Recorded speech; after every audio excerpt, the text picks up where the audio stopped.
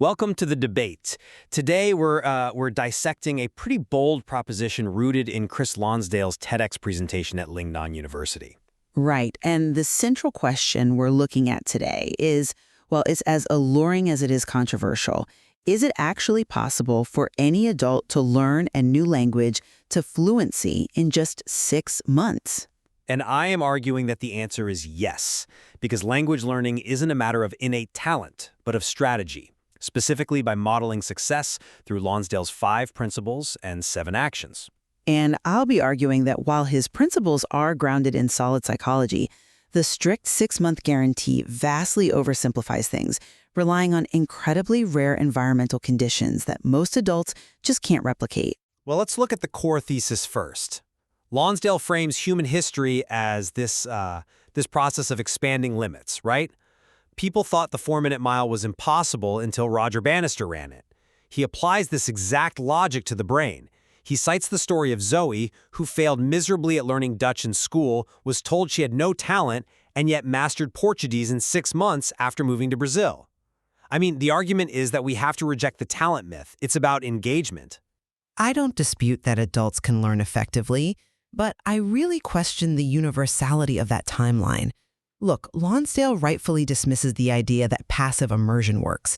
He points to expats in Hong Kong who've been there 10 years without speaking a word of Chinese, because, well, a drowning man cannot learn to swim. Exactly. But his alternative requires an intense psychophysiological state. He defines fluency largely by functional tool use, knowing the high-frequency words that cover 85% of daily communication.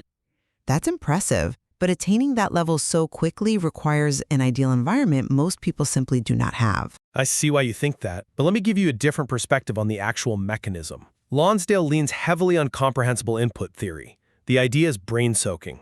Right, crash and theory? Yes, you listen to the rhythm and patterns before you even understand the words. You use body language to grasp meaning first. He argues that when you understand the message, you acquire the language unconsciously. It's not about memorizing grammar rules. It's about absorbing the language when the content is strictly relevant to your survival or your goals. That is a compelling argument, sure, but have you considered the blatant contradiction in his actions? On one hand, he advocates for this passive brain soaking. On the other, he demands you use the language as a tool from day one, communicating like a baby. He suggests this mixing action, taking 10 verbs, 10 nouns, and 10 adjectives to create 1,000 different combinations. Which is highly effective for building confidence. But that is active, creative output, not just passive input. That requires a cognitive load that goes far beyond just listening. It is a high-pressure tactic disguised as a natural process. I wouldn't call it high pressure. I'd call it a safe environment, which leads perfectly to the concept of the language parent. This is a crucial element he introduces. You need a partner who communicates with you as an equal but helps you understand. This person recognizes you're operating like a child. They use body language, simple words, and crucially, they provide a safe space where you can make mistakes without judgment. I'm sorry, I just don't buy that as a scalable solution.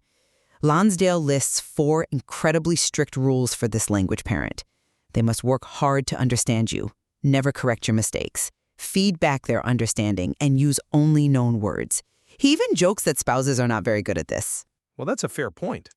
Finding a non-spouse adult willing to engage in this unilateral, patient parent-child dynamic is a massive environmental constraint. Most learners simply do not have access to a language parent, which totally undermines the idea that anyone can do this easily. It is a hurdle, I'll give you that. But the individual still has control over their own physiology, which is another massive point. Lonsdale describes language as physiological training. We have 43 muscles in the face, and we have to coordinate them to make intelligible sounds. He says, flat out, if your face is hurting, you're doing it right.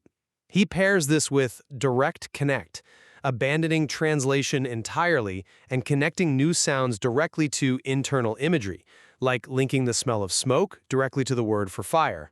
But again, that requires a highly specific psychological profile, specifically a huge tolerance for ambiguity.